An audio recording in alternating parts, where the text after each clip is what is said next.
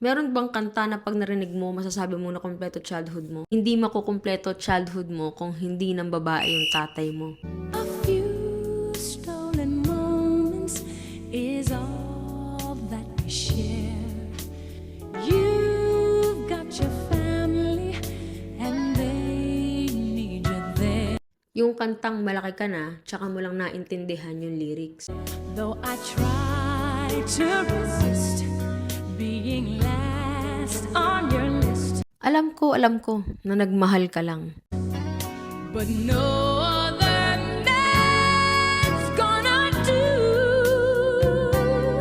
So I'm saving all my love for you. Storytime na naman tayo. Ako nga pala si Diatar at kung hindi mo pa ako pina-follow, i-follow mo na ako. Ito ay ang kantang Saving All My Love For You, isang classic love song na sumikat dahil sa powerful at soulful voice ni Whitney Houston noong 1985. At nakilala ito ng mga Gen Z after kantahin ni Gigi Delana during lockdown noong siya ay nag-live session pa sa YouTube. Panoorin mo. A few stolen moments is all that we share. You've got your family and they need you there. Ang kwento ng isang babaeng umibig sa lalaking may asawa na. Oy, relate yarn. It's not very easy living all alone.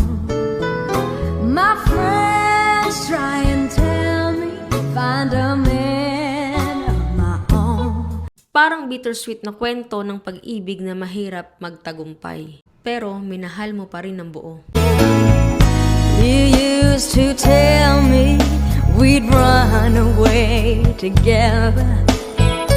Love gives you the right to be free. Kaya kung nagkaroon ng kabit ang tatay mo, kumpleto ang childhood mo. Pero kung buo pa rin ang pamilya nyo, malakas ang nanay mo. You said be patient, just wait a little longer. That's just an old fantasy.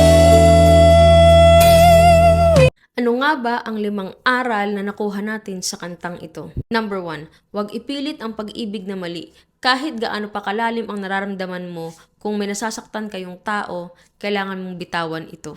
Number 2, huwag sayangin ang oras sa taong hindi mo naman talaga makakasama. Minsan, kailangan mong bitawan ng tao para mabigyan ng chance ang sarili mo na mahalin ng tama.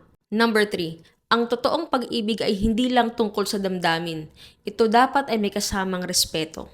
Hindi sa lahat ng pagkakataon ang nararamdaman mo ang dapat mong sundin. Number 4, maging handa sa ipinagbabawal na pag-ibig.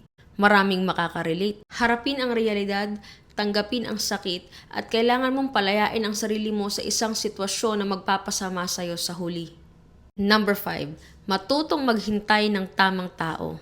Darating din ang tamang tao para sa'yo na hindi mo kailangan ipaglaban ng palihim ang totoo. Sana'y may natutunan kayo sa kwento natin ngayon at iwasang maging marupok. Comment down below sa mga paborito mong kanta, pag-usapan natin yan. Bye! To get ready, just a few minutes more. Gonna get that old feeling when you walk through that door.